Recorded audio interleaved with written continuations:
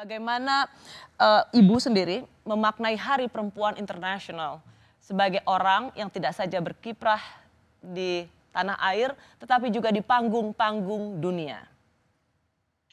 Uh, Rosi, kita semuanya mengenal bahwa kalau bicara tentang gender laki perempuan, itu laki perempuan populasinya hampir 50%, 50%. Namun di dalam hampir semua peranan perempuan itu belum memiliki kesempatan atau bahkan diperlakukan yang sama. Tadi kan dengar cukup banyak cerita-cerita yang merupakan anekdot, tapi itu juga menggambarkan banyak cerita yang sama di seluruh belahan bumi.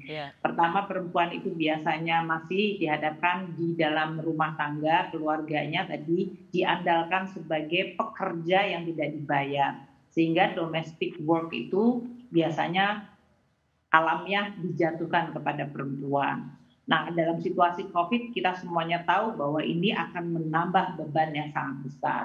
Kedua, jadi di keluarga biasanya sudah ada levelnya itu tidak sama, gitu. Playing field-nya lebih berat ke perempuan. Kemudian ditambah dengan norma-norma sosial, kultural, bahkan kadang-kadang juga religius, yang kemudian memberikan beban lebih banyak pada perempuan. Memang secara biologis perempuan berbeda dari laki-laki.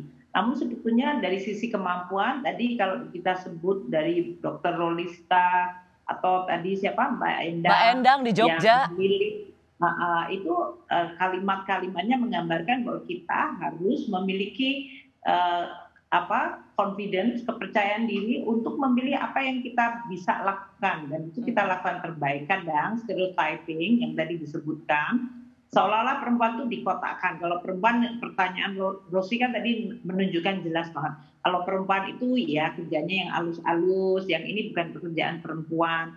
Dulu Menteri Keuangan nggak pernah dianggap sebagai pekerjaan perempuan. Seluruh dunia Menteri Keuangan itu laki-laki. Jadi kemudian muncullah perempuan-perempuan sekarang menjadi Menteri Keuangan di Indonesia, di Amerika Serikat, di Spanyol, Kanada. Ini yang kemudian menimbulkan, oh ternyata itu perempuan juga bisa. Dulu Bank Sentral itu selalu laki-laki. Maka kemudian muncul Bank Sentral seperti Christine Lagarde yang Rosi pernah interview. Itu semuanya memberikan suatu, biasanya begitu perempuan step masuk ke dalam suatu area yang disebutkan stereotyping ini bukan area perempuan, itu yang disebut glass ceilingnya pecah.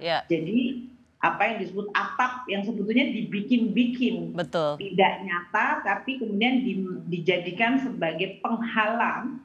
Perempuan kalau mau masuk ke situ dianggap ini bukan daerah kamu.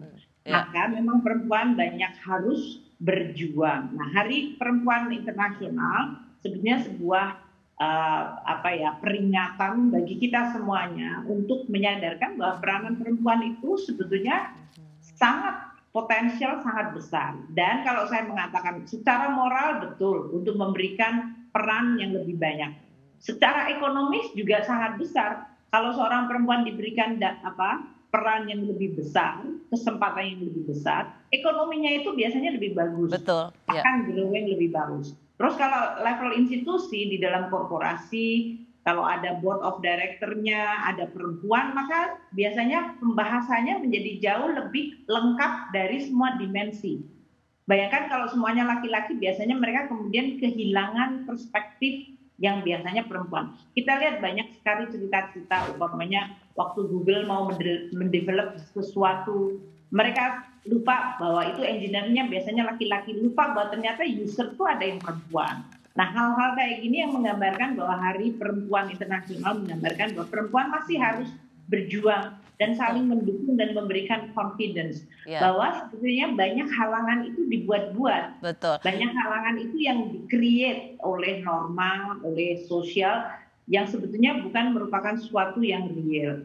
Selain itu tidak memberikan kesempatan. Di Indonesia umpamanya DPR kita, parlemen kita baru sekitar 20% perempuan. Kalau perempuan bisa aktif di bidang politik, di bidang kebijakan publik, selain tadi di bidang swasta, dan yang non tradisional juga perempuan, itu akan sangat baik. Nah, khusus untuk COVID ini ya, di dalam Sustainable Development Goal itu adalah secara dunia kita komitmen untuk membangun lebih baik. Gender equality itu termasuk salah satu yang menjadi target yang ingin kita capai. Ya, Biasanya dari mulai sekolah, mendapatkan perawatan imunisasi sampai dengan di bidang ekonomi, sehingga mereka perempuan itu bisa mendapatkan KTP, bisa mendapatkan tanah atas nama dirinya, dia boleh membuka bank account. Kadang-kadang perempuan di berbagai negara itu nggak bisa buka account betul. sendiri. Ya, bahkan Proses nggak hanya nggak bisa, nggak tahu karena mereka tidak memiliki pengetahuan yang cukup soal. Ya, itu financial Betul, literasinya betul. kurang, tapi even kalau ada financial literasi, banyak yang mereka tidak dibolehkan. Hmm, Banyak perempuan yang tidak boleh berbagai hal yang sebetulnya itu akan menghalangi mereka untuk melakukan aktivitas ekonomi tadi seperti yang dilakukan seperti Ibu Jumiati dan betul. yang lain-lain.